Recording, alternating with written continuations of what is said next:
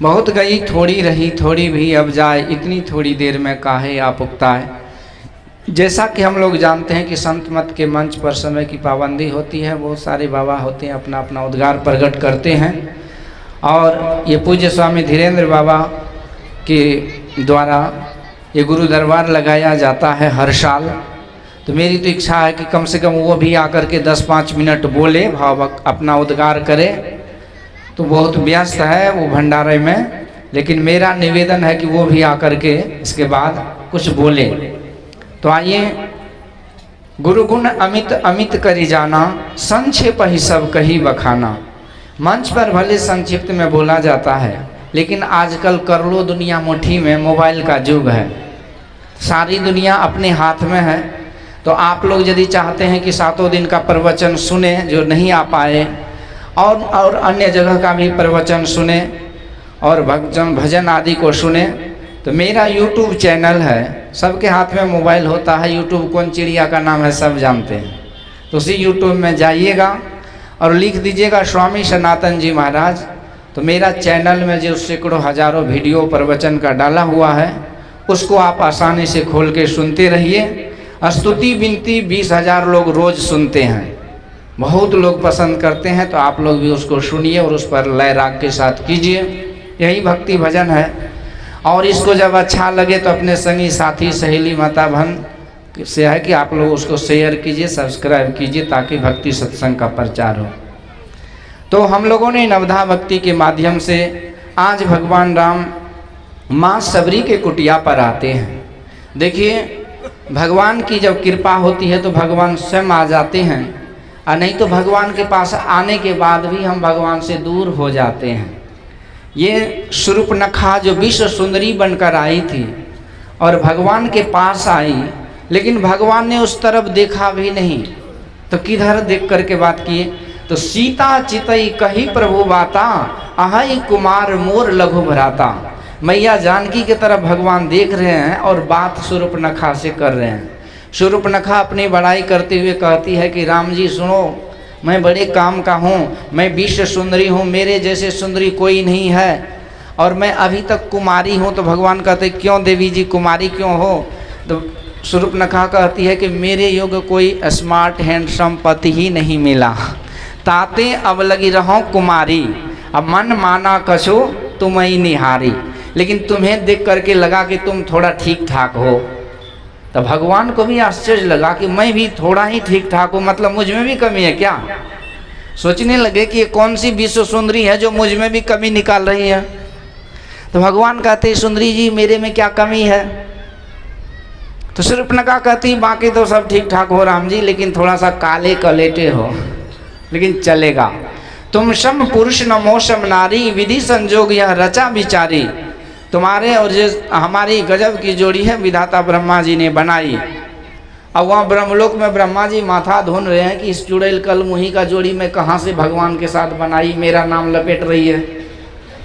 तो इतना कुछ हुआ, पर भगवान ने शूर्पणखा के तरफ नहीं देखे, और ठीक इसके विपरीत भगवान लक्ष्मण जी के पास भेज दिए। और लक्ष्मण जी कहते हैं सुनो सुंदरी, मैं उनकर दासा पराधीन नहीं तोर सुबासा। मैं उसी प्रभु राम का दास हूँ, और दास को सेवक को सपने में सुख नहीं मिलता तो तुम्हें कहाँ से सुख मिलेगा? इसलिए राम राजा हैं, उनको सब कुछ छजता है, उन्हीं के पास चले जाओ। अब शूर्पणखा कभी राम जी के पास जाए और कभी लक्ष्मण जी के पास जाए, इधर से उधर करे उधर से उधर करे। अब जैसे क्रिकेट में विकेट के बीच में दौड़ते हैं ना रन लेने के लिए, वही हाल हो गया, खिलौना बन गई। पर उसी समय शूर्पणखा सोचे कि शायद ये जानकी जी के कारण मेरा अनादर हो रहा है, तो इसी को खत्म करो। तो जैसे राक्षस ने रूप में आकर के मुंह फाड़ के खाने दौड़ी, लक्ष्मण जी को संकेत मिला और उन्होंने शूर्पणखा जो विश्व सुंदरी थी उसका नाक कान काट करके बंदरी बना दिए। तो जो सुंदरी बन के आए उसे भगवान ने बंदरी बना दिए। तो जो सुरूपा थी वो कुरूपा बन गई। परंतु माँ सबरी कैसी थी? माँ सबरी के बारे में कहा जाता है कि उसके घर वाले ने जंगल में ही छोड़ दिया। घर वाले सोचा जब ये घर वाली हमारे घर आएगी तो घर के लोग बाहर हो जाएंगे, इसलिए अच्छा है कि इसको जंगल में ही छोड़ दो। पर माँ सबरी को इससे कोई दिक्कत नहीं हुआ, क्योंकि माँ सबरी चाहती थी कि मैं सब कुछ से अलग हो जाऊं। पिछले जन्म में वो भी राजकुमारी थी, संतों से वरदान मांगे कि हे प्रभु मुझे ऐसा वरदान दो कि दुनिया वाले से मेरा मतलब ही नहीं रहे। तो संत ने कहा था, बेटी आज तू पहली ऐसी भक्तिन है, प्रायः लोगों को अपने शरीर पर बहुत ममता मोह प्रेम रहता है, लेकिन तूने शरीर की सुंदरता और मोह प्रेम को, शरीर के प्रति आसक्ति को हटा करके केवल भगवान के प्रति आसक्ति को प्रधानता दी, भगवान की भक्ति को प्रधानता दी। लो मैं वरदान देता हूँ, भले तू दुनिया के नज़रों में सुंदरी नहीं होगी, पर भगवान साक्षात मर्यादा पुरुषोत्तम प्रभु जब आएंगे तो तुझे सुंदरी कह के ये सुंदरी वाला मिस यूनिवर्स का मेडल प्रदान करेंगे श्री सद्गुरु। तो सरकारी ऑफिशियल सर्टिफिकेट का ही मान्यता है। आप पढ़ लिख करके अपने से प्रेस में जाके सर्टिफिकेट छपा करके MA PhD BA पास की डिग्री ले लीजिए तो हो जाएगा। जब तक उसमें सरकार का सिग्नेचर और मोहर नहीं होगा तब तक आप हो ही नहीं सकते हैं पास। इसी तरह से जहाँ पर कृपा राम की हुई ता पर कृपा करे सब कोई। आज भगवान ने माँ सबरी को सुंदर बना दिए, क्योंकि माँ सबरी के हृदय में अंदर में 9 प्रकार की भक्ति थी। 9 मह एकौ जिनके होई, नारी पुरुष सचराचर कोई, सोई अतिशय प्रिय भामिनी मोरे, सकल प्रकार भगति दृढ़ तोरे। तो सारी प्रकार की भक्ति है तो माँ शबरी परम सुंदरी हो गई। कोई भी राम कथा बिना सबरी माँ के प्रसंग के बिना पूरा नहीं होता। कोई भी भागवत कथा मीराबाई की भक्ति भजन के बिना पूरा नहीं होता। ये सब असली सुंदरी कैसे बने? तो भक्ति भजन बन के करके बने। तो बड़े घर की बड़ी बहुरिया सत्संग में न जाए, जन्म जन्म होवे, क्या कहते हैं, घर घर डंडा खाए। फिर ये जो भी सुंदरता है ये सब दिन रहने वाला नहीं है। एक दिन बालक भयो गोदीमा, एक दिन भयो सयाना जी, एक दिन चिता जले मरघट में, धुआं उड़े आसमाना। पर ये जो भक्ति भजन करके हम सुंदर हो जाते हैं तो सदा सदा के लिए वो सुंदरता बरकरार रहती है। अर्थात कोई रूप से सुंदर तो परमानेंट नहीं होता, पर गुण से भक्ति पूर्ण करके जो सुंदरता प्राप्त करते हैं वो सदा सदा के लिए रहता है, वो बिल्कुल फॉरएवर रहता है, वो परमानेंट रहता है। यही माँ सबरी थी। आज माँ सबरी के कुटिया भगवान आए और सबरी माँ को आज गुरु महाराज का वचन याद आया। सबरी देख राम गृह आए, अब मुनि के वचन समझिए भाई। हमारे गुरुदेव ने कहा था, बेटी तुम रहो यहीं पर और तुझे मर्यादा पुरुषोत्तम भगवान श्री राम के जो अवतार होंगे वो अवतारी भगवान तुम्हारे इस कुटिया में आएंगे। मेरे झोपड़ी के भाग आज जाग जाएंगे, राम आएंगे। पूरे देश में ये हुआ था ना भजन, ये माँ सबरी का ही भाव था। तो कहने का अभिप्राय कि ऐसे भगवान जब आए तो माँ सबरी चरण पर झुक जाती है, नम्रता दीनता दिखाती है। तो ये अभिवादनशीलस्य नित्यो वृद्ध सेविना चत्वारि तस्य वर्धन्ते आयुर्विद्या यशो बलम। कहते जो अभिवादनशील होते हैं उसकी 4 चीज़ें बढ़ती है, आयु विद्या यश और बल। और जो जितने बड़े होते हैं उतने नम्र हो जाते हैं। तो इस तरह से माँ सबरी 100 बड़ी, सबसे बड़ी, मतलब अन्य आदमी साधारण जीवों से बड़ी, पर कह रही है अधम ते अधम, अधम अति नारी, 3 मह मैं मति मंद अघारी। एक बार एक सम्राट के पास, चक्रवर्ती सम्राट के पास एक छोटे से राज्य का राजा गया। सम्राट बड़का दरबार में बैठा था, बहुत सारे राजा अगल बगल में बैठे थे नीचे में। तो वो छोटा राज्य का राजा गया और सम्राट की जय हो कह के वहाँ जाके चरण हाथ जोड़ करके प्रणाम किया। तो सम्राट क्या हुआ, तो सम्राट अपने उच्च सिंहासन से उतरकर उस राजा के चरण छू करके प्रणाम किया। तो राजा तो हाथ जोड़ा लेकिन सम्राट ने उसका पैर छू लिया। तो राजा कहते, महाराज मुझे क्या लज्जित कर रहे हो, हम तो साधारण से राजा हैं, आप तो बड़े सम्राट हो, आप ऐसे क्यों कर रहे हो, लोग देखेंगे क्या कहेंगे। सम्राट कहते, देखो मैं सब राजाओं के ऊपर मेरा राज चलता है, मैं गुण में बड़ा, मैं पुरुषार्थ में बड़ा हूँ, शक्ति में बड़ा हूँ, धन में बड़ा हूँ, विद्या में, बुद्धि में, विवेक में बड़ा हूँ, सब कुछ में बड़ा हूँ, इसलिए सम्राट हूँ। इसलिए तुमने प्रणाम किया तो मैं नम्रता में भी बड़ा होना चाहता हूँ, इसलिए तूने हाथ जोड़ करके प्रणाम किया तो मैंने तेरा चरण छू करके प्रणाम किया। श्री सद्गुरु। इसलिए तो अति दीन हो के जिसने सत्संग सुमति ली, अपने को सोई में ही गुरु शरण में कर ली। आजकल नए पीढ़ी में जो हमारी बहनें लोग हैं, भाई सब हैं, बहनें मजली सजली चुटकी बड़की, भाई लोग भी बड़े छोटे भाई लोग जो है, इसमें आजकल एक कल्चर है good morning, hello how are you doing, good night, good afternoon, यही सब चलता है ना। और मिलेंगे कैसे, तो हाथ मिलाएंगे से हाय। अब हाथ एक दूसरे का पकड़ के हिलाते हैं, हाथ कौन हिलाते हैं, एक दूसरे को मिलते हैं जब पहलवान अखाड़ा में, तब वो हाथ में कितना बले मिलाते हैं। यही माँ बाप सोचते कि बेटा बेटी को पढ़ने भेजे थे कि पहलवानी करने भेजे थे। तो इसीलिए प्रातः काल उठी के रघुनाथा, मातु पिता गुरु ना वही माथा। तो इस तरह से माँ सबरी ये संत गति को प्राप्त है, लेकिन अत्यंत एक साधारण जो भक्त में जो भक्ति का भाव का गुण होता है वो प्रदर्शित कर रही है। इसके बाद अपने आप को साधारण बता रही है। तो भगवान कहते हैं कि हे शबरी, तुम्हारे अंदर सारे गुण हैं, इसलिए तो सरल हो गई हो। It is very hard to be, it is very simple to be hard, but it is very hard to be simple. ये बहुत कठिन है, बहुत सरल है, कठिन हो मतलब कड़क अति अभिमानी होना, कठोर होना बहुत सरल है, लेकिन बहुत कठिन है सरल होना। तो यही माँ सबरी जब इस तरह से भाव भक्ति दिखाती है, तो आखिर भगवान के ईश्वर परमात्मा की भक्ति करते तो वो गुण तो आते हैं ना। जौ गुरु बसे बनारसी, शिष्य समंदर तीर, एक पलक बिछड़े नहीं जो गुण होय शरीर। तो बड़े नम्र भगवान, जब राजसी यज्ञ हो रहा था तो सबों को कार्य दिया गया कि किसको क्या करना है, सबको दिए गए। भगवान मंत्री है तो कार्य सबको बांट दिए। दुर्योधन को दे दिए दान पुण्य करने के लिए। तो किसी ने पूछा ये तो नालायक कि सबको खाली कर देगा खजाना को। तो भगवान कहते हैं जब ज़्यादा खजाना खाली होगा तब जाकर के ही भरेगा, जितना दान कीजिए उतना आता है। और अपने लिए भगवान ने जो भी संत महापुरुष आएंगे मैं उसका चरण पखारूंगा, और भोजन जब वो ग्रहण करेंगे तो मैं उसका जूठन उठाऊंगा।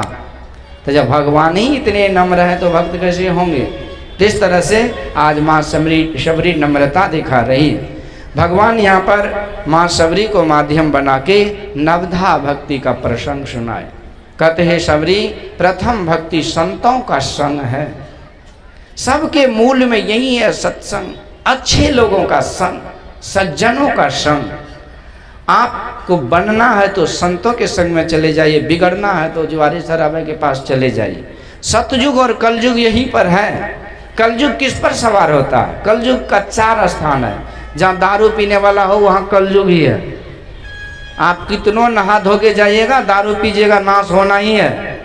जहाँ पर मीट मछली खाने वाले हैं वहाँ कलयुग है, और जहाँ पर जुआरी लोग हैं वहाँ कलयुग है, और जहाँ नाच नटंगी थिएटर ऑर्केस्ट्रा है वहाँ कलयुग है। ये चारों में 4 यार, जहाँ मिले 4 यार वही गुलजार, वही गुलजार। एक दूसरे का कनेक्शन है, एक चीज पकड़ेंगे चारों पकड़ा जाएगा। और ये नरक जाने का डायरेक्ट सुपर फास्ट ट्रेन यहीं से खुलता है। इसलिए ऐसे जो जगह पे जाएंगे तो कलयुग रूपी ट्रेन पर बैठ जाएंगे तो सीधे नरक ले जाके पटक देगा। परंतु यहाँ जो सत्संग हो रहा है, अथवा जहाँ कहीं भी सत्संग हो रहा है, शुभ कर्म धर्म हो रहा है, धर्म चर्चा हो रहा है, वहाँ बैठेंगे तो परमात्मा के धाम जाने का वो सुपर फास्ट ट्रेन का टिकट मिलेगा। वही टिकट है भक्ति का टिकट, वही है मंत्र दीक्षा का टिकट। भक्ति बीज बिन से नहीं, जो जुग जाए अनंत, ऊंच नीच घर जन्म ले तो संत के संत। No matter in whichever family you are going to burn, but definitely surely make sure you are going to burn as a human life। आप कहाँ जाकर जन्म ले रहे फर्क नहीं पड़ता, अमीर गरीब जो भी जाति पाति हो, लेकिन आप मनुष्य शरीर में जन्म लेंगे। ये संतों का इंश्योरेंस है, लाइफ इंश्योरेंस असली। इसलिए संत पंथ अपवर्ग कर, कामी भव कर पंथ, कह ही संत कवि कोविद, श्रुति पुराण सद ग्रंथ। ये संतों का पंथ मोक्ष में ले जाने वाला है। इसलिए मोक्ष में तो सब जाना चाहते हैं ना, सुखी न पाना चाहते हैं सब। अच्छा कोई है माता बहन जो दुख पाना चाहते, 1 सेकंड में हाथ उठा दीजिए। आप लोग बढ़िया से सुनते इसलिए कोई नहीं हाथ उठाए। कोई दुख नहीं चाहते, सब सुख चाहते हैं। तो जिसको जीवन में मिला सत्संग है उसको हर घड़ी आनंद ही आनंद है। राम बुलावा भेजिया दिया कबीरा रोय, जो सुख साधु संग में सो वैकुंठ न होय। ऐसा कई सुख हो ही नहीं सकता है। निज सकल कर्म करी थके हो गोसाई, और सुखी न भयो अब ही की नाई। ये सच्चा सुख है, शाश्वत सुख है, सनातन सुख है। तो इसलिए यहाँ पर ये संतों का संग पहला भक्ति भगवान बताए हैं। और दूसरी भक्ति कहते हैं शबरी जी, संतों के संग का बहुत चमत्कार है। देवर्षि नारद जी महाराज जब भक्ति की महिमा बखान करने लगे व्यास जी महाराज से, तो कहा महाराज आप नहीं जानते हो कि सत्संग की कितनी बड़ी महिमा है। भक्ति का चमत्कार मैं सुनाता हूँ। एक जन्म में मैं दासी का बेटा था। मेरी माँ गरीब थी, दुखियारनी थी, दाना दाना के लिए तरसती थी, दूसरे के यहाँ झाड़ू पोछा करके जीविकोपार्जन करके और भरण पोषण करती थी। पर जिसके यहाँ, जिस सेठ के यहाँ मेरी माँ काम करती थी, वो सेठ बड़ा धर्मात्मा था। उसके यहाँ भक्ति सत्संग होता रहता था, संतों की सेवा। तो मेरी माँ को मौका लग जाता था कि संतों की भी सेवा कर लें। तो एक दिन मेरी माँ ने मुझे कहा, बेटा ये संत भगवान आए हैं, तुम उनका कुछ सेवा टहल करो। और जैसे मैं संतों का चरण दबाने लगा तो एक संत ने आशीर्वाद दिया और आशीर्वाद स्वरूप अपना हाथ मेरे माथ पर रखा। और उसी समय मेरे अंदर में अद्भुत बाकी झांकी उस भगवान का, ऐसा अद्भुत झांकी का दर्शन हुआ कि मुझे लगा कि मेरी जन्म जन्म की दुख पीड़ा यातना कष्ट वेदना सब मिट गई और मुझे दुनिया का सब कुछ मिल गया। मैं धन्य धन्य हो गया, मैं कृत्य कृत्य हो गया, मैं आनंद के सागर में सराबोर हो गया, ऐसा मुझे महसूस हो रहा था। पर उसी समय उस संत ने हाथ हटा ली, फिर मेरे सामने घोर अंधकार छा गया। मैं निवेदन किया, हे भगवान आप अपने कर कमल को मेरे माथे पर रखे रहिए, मुझे बहुत शांति मिल रही है। तो संत ने कहा, बेटा ये तो मैंने अपने तप बल से तुझे दर्शन कराया। यदि तू सदा सदा के लिए इस आनंद में सराबोर रहना चाहता है तो तू संतों की बात मान ले, शिक्षा दीक्षा लेकर भक्ति कर और विश्वास रख कि एक न एक दिन वो परम प्रभु परमात्मा का साक्षात्कार होगा और तू सदा सदा के लिए आनंदित हो जाएगा। तो नारद जी कहते हैं, व्यास जी इस तरह मैंने संतों की युक्ति ली और बाद में भक्ति करने के लिए घर से निकलना चाहा तो मेरी माँ रोने लगी, तो मैं घर में ही रह के भक्ति करने लगा। पर एक दिन मेरी माँ जब गई जंगल लकड़ी लाने तो एक सांप ने डस लिया, मेरी माँ मर गई। खूब रोया पर मेरी माँ जीवित नहीं हुई। तो मैंने अपने माँ का चिता रच के उसमें आग लगा दिया, धू धू करके मेरी माँ जलने लगी और इस तरह से मेरी ममता भी जल गई। बाद में मैं उसी राख को, चिता भस्म को आशीर्वाद समझ के तिलक लगा के प्रणाम करके वहाँ से और मैं प्रभु परमात्मा की खोज का, उसके साक्षात्कार करने का संकल्प लेकर घंघोर जंगल चला गया। कठोर तपस्या किया, मेरी तप पूरी नहीं हुई। देखिए एक दोहा है, साहब के दरबार में लंबे पेड़ खजूर और चढ़े सो चखे प्रेम रस गिरे सो चकना चूर। ऐसा नहीं है, चढ़ेंगे तो प्रेम रस चखेंगे ही और गिरेंगे तो फिर चढ़ने का मौका मिलेगा, यानी कि प्रेम रस ही मिलेगा, चकना चूर होने का कोई चांस ही नहीं है। नारद जी कहते हैं, मेरी उस जन्म में भक्ति पूरी नहीं हुई, शरीर पूरा हो गया और शरीर के साथ संसार का भी प्रलय हो गया। ब्रह्मा जी योग निद्रा का आश्रय लेकर के एक कल्प तक शयन में चले गए और जब फिर से ब्रह्मा जी ने सृष्टि की रचना की तो मैं ब्रह्मा जी का मानस पुत्र बन के प्रकट हुआ। मेरा नाम नारद जी पड़ा और पिछले जन्म का संस्कार था मेरे साथ। यही कारण है कि इस घोर कलयुग में भी देखिए नए पीढ़ी के, नए उम्र के जो हमारे भाई बहन है वो कथा सत्संग में आते हैं। तो ये अभी मत समझिए कि माहौल है, ये पिछले जन्म का भी बहुत संस्कार होगा। तो नारद जी कहते पिछले जन्म के संस्कार के कारण मैं साधना में लग गया और संलग्नता पूर्वक साधना करी और मेरा साधना सफल हुआ, प्रभु का साक्षात्कार हुआ और प्रभु ने वरदान दिया अमरता का, अजर अमर अविनाशी भक्ति का। और नारद जी कहते हैं, व्यास जी आज दुनिया में सारी दुनिया मेरा नाम जानते हैं और लोग लोकांतर में जहाँ भी जाओ वहाँ मेरी जय जयकार होती है और मेरी तक माया आ नहीं सकती। मैं निर्बंध होकर के, स्वच्छंद होकर के आनंद के सराबोर में डूबा रहता हूँ और भगवान के दिए बिना पर प्रभु का गुणगान करता हुआ विचरण करता रहता हूँ। इसी तरह ये भक्ति का चमत्कार है। आप भी संतों का संग कीजिए, आपके साथ भी चमत्कार होगा। इसलिए भगवान कहते प्रथम भक्ति संतों का संग करो, दूसरी भक्ति कथा का प्रसंग करो। कथा के बारे में जब शब्द आता है तो हम लोग को राम कथा और भागवत कथा की बात सुनने को मिलता है। तो राम कथा से ज़्यादा एलर्जी किसी को नहीं होना चाहिए, क्योंकि गुरु महाराज जी रामायण के मूल पाठ रोज के रोज सत्संग में करवाते थे और अभी भी ये चलता है। उसी मूल पाठ की व्याख्या राम कथा है। जहाँ तक रही भागवत कथा, तो भागवत कथा गलत नहीं है, उसको समझाने समझने वाले में हो सकता है गलती हो। भागवत कथा कराने का उद्देश्य हुआ था कि ज्ञान, वैराग्य और भक्ति जगे। तो ज्ञान, ईश्वर स्वरूप को जानना ही ज्ञान है, गुरु महाराज कहते हैं। और नश्वर संसार से मन हटा करके प्रभु में लगाना यही वैराग्य है। तो ईश्वर के स्वरूप को जानकर ज्ञान योग युक्त ईश्वर भक्ति, मानस जप मानस ध्यान करे तो वही है ज्ञान, वैराग्य और भक्ति। जिसमें ज्ञान का बखान हो, जिसके सुनने से ही मन में वैराग्य हो जाए संसार के प्रति, और जिसके सुनने से प्रभु में भक्ति बढ़ने लगे, उसी का नाम है भागवत। कई उद्देश्य हैं भागवत के। भागवत कथा हुआ था धुंधकारी की मुक्ति के लिए। धुंधकारी क्या है? पाप को ही धुंधकारी कहते हैं, और ये जो धुंधली है उसी का बेटा धुंधकारी है। तो धुंधली क्या है? हमारी खुरफाती बुद्धि जो है ना, श्रीमती धुंधली मैडम जी, यही हमारे बुद्धि जी है। हमारी बुद्धि जब तक खुरफाती रहेगी तब तक जीवन में दुख होगा। तो इस बुद्धि को सत्संग में जोड़िए। इसी को वेद भगवान कहते हैं बुद्धि योग करो, ओम युंजाना प्रथमम मनस्तत्वाय। तो बुद्धि योग करो, यानी बुद्धि को सत्संग में जोड़ेंगे, हमारी बुद्धि में शुद्धि आएगी, पवित्रता आएगी, शुद्धता आएगी, बुद्धि विवेकवती हो जाएगी, और इस तरह से सत्संग में बुद्धि सुधरेगी और दुख का नाश होगा, धुंधकारी खत्म हो गया। तो यही सब उद्देश्य है। दूसरा उद्देश्य था परीक्षित को मृत्यु के भय से बचाना। तो मृत्यु के भय से कैसे बचाया जाता है? नानक जीवतिया मरी रहिए, ऐसा जोग कमाइए। तो जीते जी जा मरने से जग डरे, मेरो मन आनंद, कब मरी हो कब पाई हो पूरन परमानंद।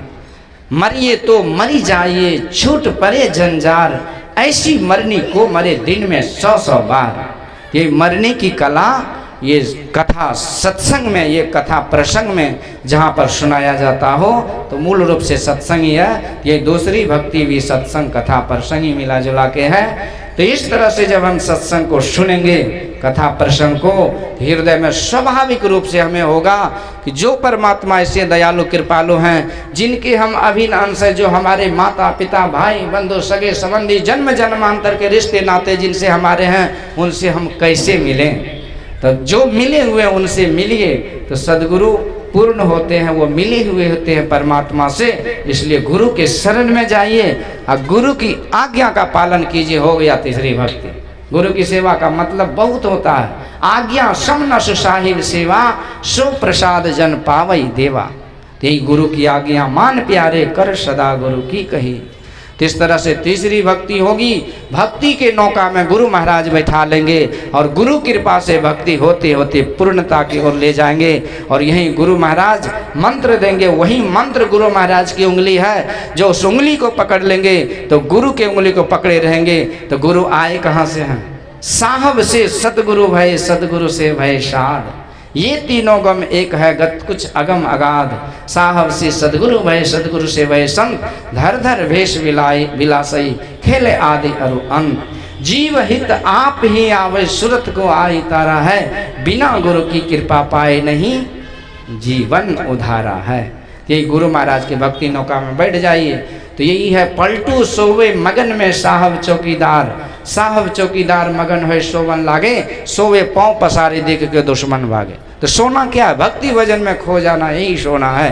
तो गुरु के शरण में, गुरु के ज्ञान में हम अपने आप को बांध लेंगे। तो गुरु की भक्ति के सहारे वो परमात्मा, गुरु की कृपा से हम परमात्मा को प्राप्त हो जाते हैं। इसलिए कहते हैं हरि से नौकर हेतु तुम कर हरिजन से हेत, माल मुल्क हरि देत है, हरिजन हरि ही देत। परमात्मा से मिला देते हैं। समय अभाव में यही दो शब्द आप लोगों की सेवा में कहा।